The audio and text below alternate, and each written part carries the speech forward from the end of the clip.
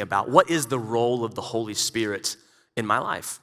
So in high school, I ran cross country, and I grew up with a kid named Brian Spencer. We were in elementary school together, middle school together, high school together, and he ran cross country with me as well for 9th through 12th grade. So we ran cross country together for 4 years.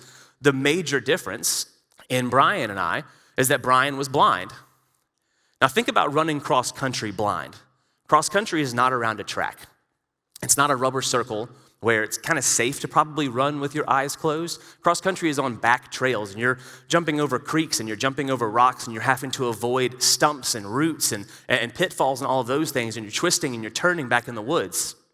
No way on earth could you expect him to run that race by himself. And so what we would do is during practice, me and the other student runners would take turns, and we would be Brian's guide during practice.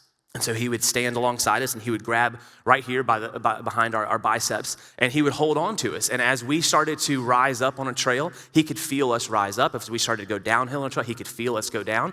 And then we would warn him if there was a time where we had a stop sign coming up and we had to stop, or there was any type of danger in the way, we would warn him because we were his eyes. And then, of course, our coach was the one that would run with him during the races because the rest of us had to run our own races. And so the coach would have to say, there's a stump in 3 seconds.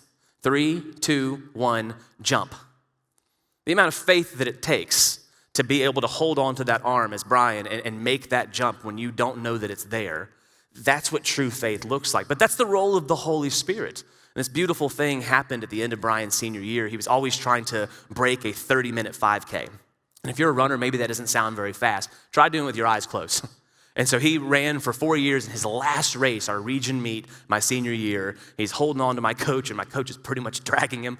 And you would have thought that this was the state championship. I mean, teams from other schools have kind of figured out what's going on, and everybody's cheering for Brian to come across the finish line in under 30 minutes. And so coach is dragging him and gets him across the line in like 29:40 or something like that. Keeps running and runs him straight into a lake. And parents are starting to think, they're like, is this safe or should we celebrate? What's happening right now? But it was this beautiful moment because they had done it together. Brian had followed the leading of my coach, and he had heard by someone who was close beside him the right judgment that said, here we've got to turn right, and here we've got to turn left, and here there's a rock in 3 seconds. I need you to trust me, and I need you to jump. And so that's the role that the Holy Spirit plays in our lives. Because we can't see what's around the next corner. We really can't see a lot of the dangers that we encounter in day-to-day life. And so the Holy Spirit then exists with us personally to say, hey, go this way, go that way, as an advocate, to say, I'm right beside you, and I want to help you make right judgment.